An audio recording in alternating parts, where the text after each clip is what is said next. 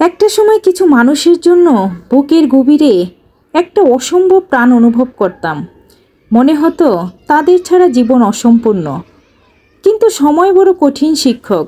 ধীরে ধীরে শিখিয়েছে যাদের জন্য হৃদয় কাঁদত তাদের থেকে দূরে থাকাই শান্তির পথ। সব সম্পর্ক কাছের হয় না, কিছু সম্পর্ক দূরত্বই নিরাপদ। হয়তো এটাই জীবনের কঠিন বাস্তবতা। হ্যালো ভিউয়ার্স, আসসালামু আলাইকুম। আশা করি সবাই ভালো আছেন। আলহামদুলিল্লাহ, আমিও ভালো আছি।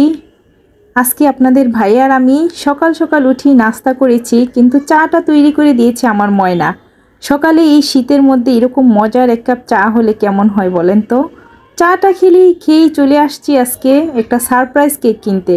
সেটা কার জন্য বলেন তো? আপনারা কেউ কি গেস করতে পারছেন কার জন্যই সারপ্রাইজ কেকটা কিনছি? দেখতে থাকেন কার জন্য কেকটা কিনেছি। সে আমার অনেক আদরের ছোট্ট একটা ময়না। ময়না এই পৃথিবীতে আসার আগে আমার পথটা অনেক কঠিন ছিল। সবার একটাই অনুরোধ ছিল আমার কাছে, আমি যেন আরেকটা বাচ্চা নেই, আরেকটা সন্তান আমার অনেক বেশি প্রয়োজন ছিল। সেটা ছিল আমার বড় মেয়ের সঙ্গ দেওয়ার জন্য। সবাই ডক্টর কিংবা রিলেটিভ, আত্মীয় স্বজন, বন্ধু সবার কাছে একটাই রিকোয়েস্ট ছিল, তুমি আরেকটা বাচ্চা নাও, আরেকটা বাচ্চা নাও। মনের ভিতরে যদিও ইচ্ছা থাকা সত্ত্বেও অনেক আমাকে বাধা দিত আরেকটা বাচ্চা নেওয়ার। আসলে আমি সাহসই পাচ্ছিলাম না। যাই হোক, অনেক বাধা অতিক্রম করে পৃথিবীর আলো দেখিয়েছে আমার ময়না। ময়নাকে আমি কেন ময়না বলি জানেন? তার নাম কিন্তু ময়না না, কিন্তু তাকে আমি অনেক আদর করে আমি ময়না ডাকি, আমার ভালো লাগে। আমি যখন ওকে ময়না ডাকতাম, আমার আব্বা তখন ডাকতো টিয়া, টিয়া পাখি। তো যাই হোক, সে অনেক আদরে আহ্লাদে বড় হয়েছে।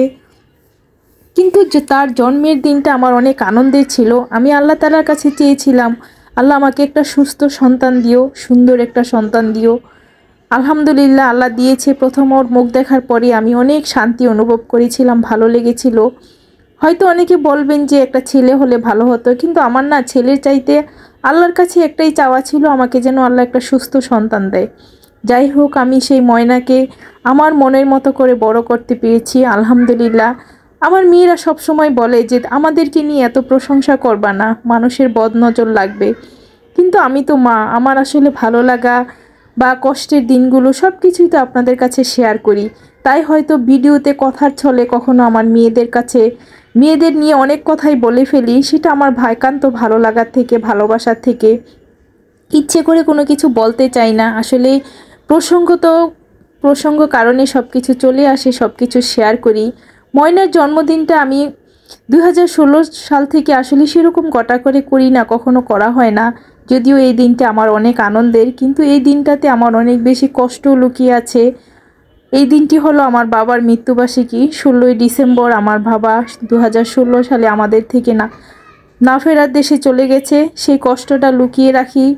সেজন্য মেয়ের বার্থডে সেরকম করে সেলিব্রেশন করা হয় না। কিন্তু ও তো ছোট মানুষ, ও সব সময় একটা মন খারাপ করে, কেন আমার বার্থডে করো না, কেন আমার বার্থডেতে কেক কাটো না। তো যাই হোক, তার জন্য আজকে 15 তারিখ, আজকে তার জন্য কেকটা নিয়ে আসলাম।